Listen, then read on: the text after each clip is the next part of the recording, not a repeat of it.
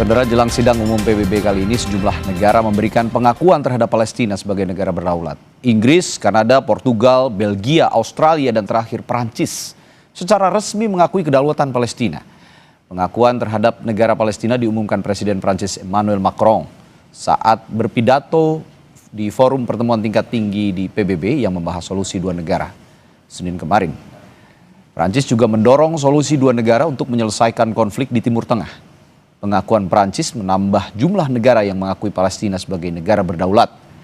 Dengan pengakuan dari sejumlah negara jelang sidang umum PBB, kini negara yang mengakui Palestina telah melebihi 150 negara. Le temps est venu. C'est pourquoi, fidèle à l'engagement historique de mon pays au Proche-Orient, pour la paix entre le peuple israélien et le peuple palestinien, je déclare que la France reconnaît aujourd'hui l'État de Palestine.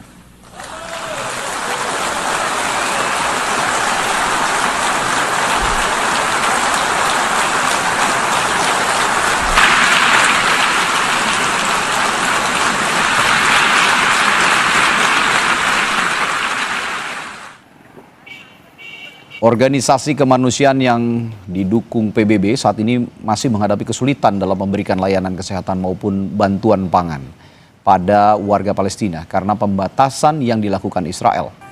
Badan Bantuan PBB untuk Pengungsi UNRWA menyebut saat ini di Gaza terdapat 2 juta orang mengalami kemiskinan ekstrim. Dari 22 pusat kesehatan UNRWA, hanya 4 yang masih beroperasi. Para pekerja kemanusiaan juga banyak yang menjadi korban. Sedikitnya 500 pekerja kemanusiaan terbunuh dalam konflik ini. The challenges of providing aid in the Gaza Strip are enormous. We are trying to meet the needs of more than 2 million people in one of the most difficult and dangerous operating environments in the world. And unfortunately, after all of this time, we're still trying to meet people's basic needs. I came here because my child is suffering from malnutrition. In the past, I used to get baby formula once every week or two. Now there's no milk and I come every day hoping to get some for my baby. Hingga kini Israel terus melancarkan serangan ke Gaza dan wilayah Palestina lainnya. Data otoritas kesehatan Gaza mengungkap hingga pekan kemarin jumlah korban tewas di Gaza telah mencapai angka lebih dari 65.000 jiwa. Sementara warga yang terluka hampir mencapai angka 167.000 orang. Kita akan pantau situasi terkini di Gaza, Palestina. Kita perbarui informasinya bersama relawan Mercy di Amman, Yordania, Marissa Noriti. Selamat malam, Mbak Marissa. Ya, selamat malam Mas Radi. Baik, sebelumnya saya juga ingin tanya dulu kondisi paling akhir di sana, Mbak Marissa, di Gaza tepatnya saat ini. Apakah menurut informasi yang Anda terima, apakah serangan Israel masih berlanjut di sana?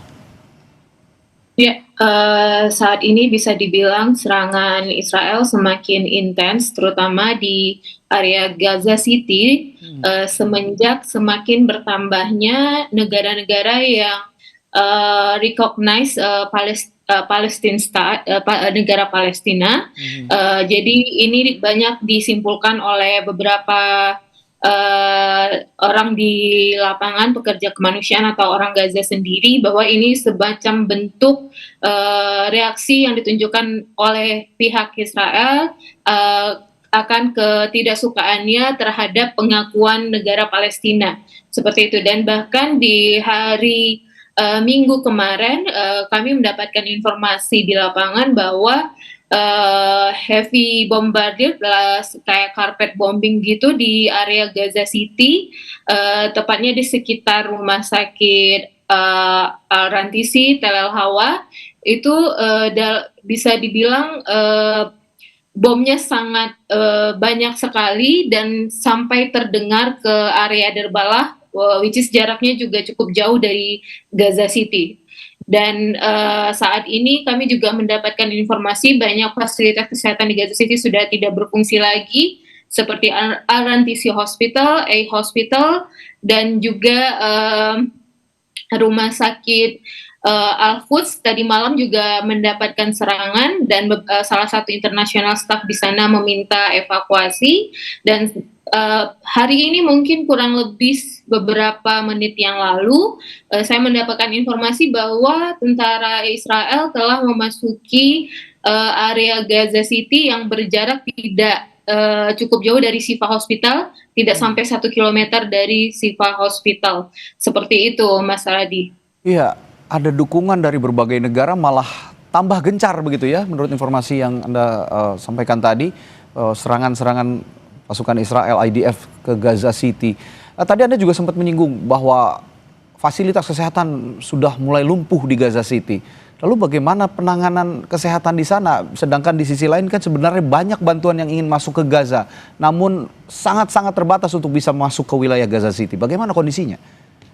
Ya, untuk saat ini rumah sakit yang masih lumayan berfungsi walaupun tidak secara penuh itu Shifa sampai saat ini masih berfungsi, Shifa Hospital, Al-Helo juga rumah sakit maternity, dan kemudian juga rumah sakit Al-Ahli. Akan tetapi semuanya itu bisa dibilang sudah bed occupancy-nya udah mencapai 300%, kekurangan tempat tidur, dan bahkan rumah sakit Jordanian Field Hospital saya mendapatkan informasi juga telah evakuasi dari area Tel Al-Hawa Gaza City ke area Khan Yunis, seperti itu. Dan untuk bantuan kemanusiaan yang di daerah Gaza City yang biasanya masuk melalui Zikim Border, hingga hari ini Zikim Border masih ditutup, jadi belum ada bantuan kemanusiaan yang bisa mencapai area Gaza City, karena untuk mobilisasi bantuan kemanusiaan bahkan dari selatan ke area Gaza City pun itu sangat sulit sekarang, karena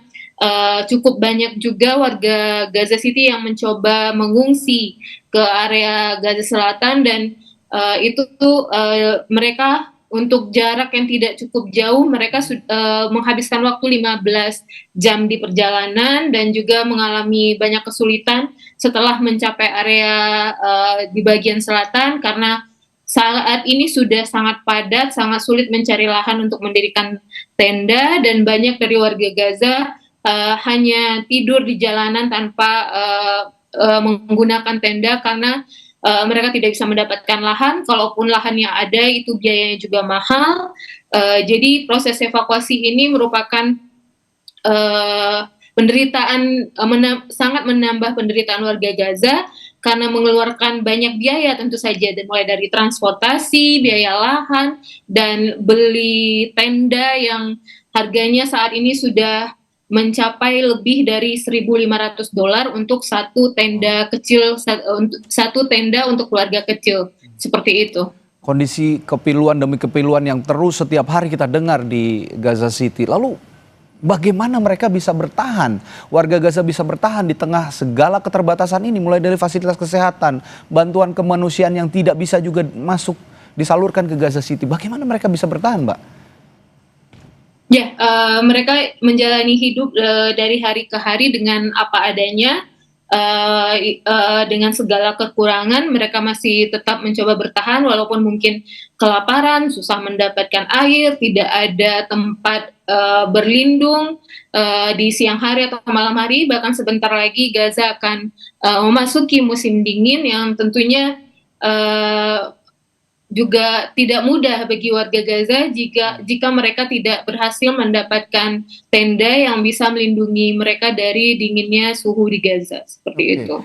Tadi Anda memang sempat menyinggung, Mbak, bahwa setelah banjir dukungan dari negara-negara barat, terutama di PBB, serangan Israel terhadap Palestina ini tidak berhenti, bahkan semakin gencar. Tapi saya ingin kita berpikir atau punya harapan optimisme yang cukup tinggi juga terhadap langkah dari negara-negara ini mendukung kedaulatan Palestina. Ada nggak celah untuk membantu atau membuka lebih banyak distribusi bantuan ke Gaza dengan adanya momen dukungan negara-negara barat terhadap kedaulatan Palestina ini?